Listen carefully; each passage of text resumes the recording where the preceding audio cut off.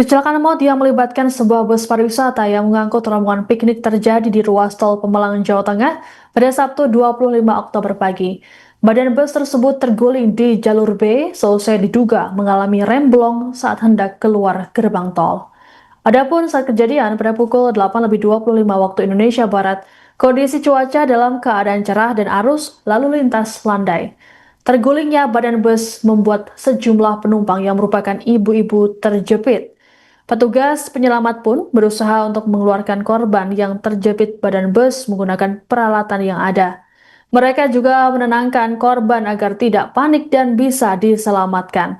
Tim medis juga turut mendampingi proses evakuasi korban luka tersebut. Untuk diketahui para korban berasal dari Download Tribun X sekarang, menghadirkan lokal menjadi Indonesia.